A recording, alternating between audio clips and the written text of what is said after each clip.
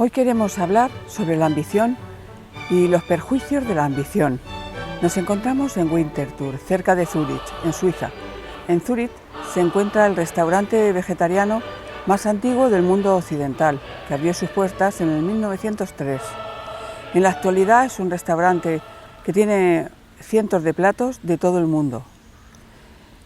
¿Qué es la ambición? La ambición es el deseo, el impulso de ser lo que uno no es y de tener lo que uno no tiene.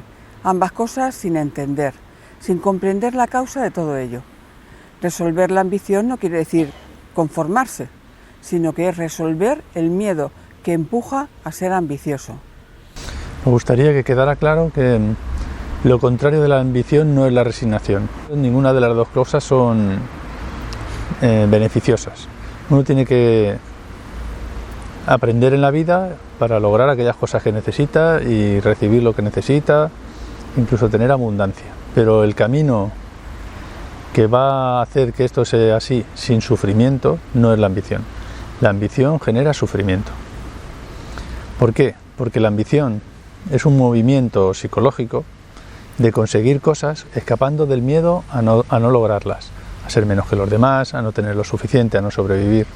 Ese impulso de la ambición carece de entendimiento de cuáles son los errores, por qué una persona puede estar en una situación o qué temores tiene para estar en esa situación.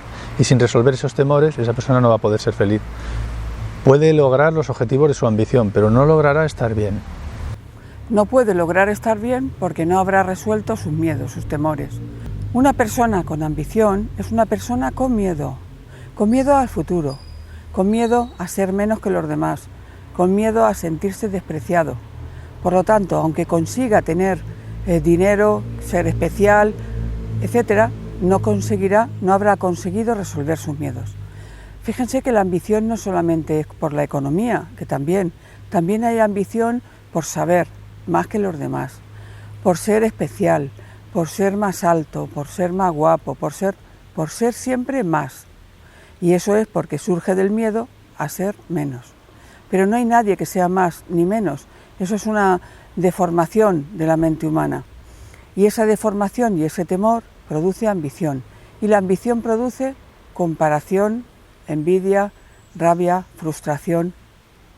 Como solemos decir, no hay que juzgarse por ello, tampoco hay que verlo en los demás, sino en uno mismo, observar si se tiene ambición, que normalmente se tiene, por qué o con qué objetivos o a qué objetivos se enfoca su ambición, descubrir por qué es así, descubrir cómo esa ambición le hace sufrir, incluso le obstaculiza a veces conseguir esos objetivos, porque no se actúa con inteligencia, no se actúa con serenidad.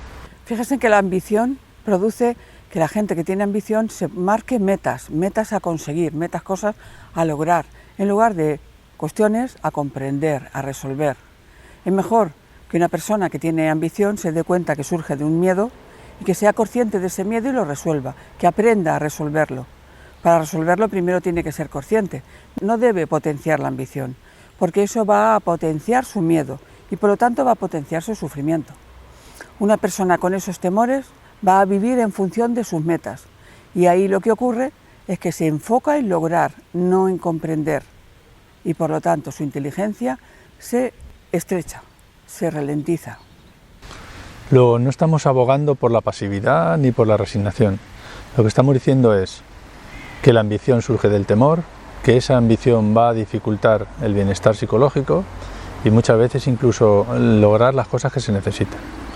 A veces puede hacer que logre lo que usted pretende, pero con un perjuicio psicológico. Lo que estamos diciendo es que uno debe actuar en la vida, debe tratar de coger el camino que tiene que seguir. Si hay que trabajar, pues tiene que trabajar. Si necesita dinero para vivir, tiene que conseguirlo. Pero la mejor manera no es generando ambición, sino comprensión, entendimiento, inteligencia.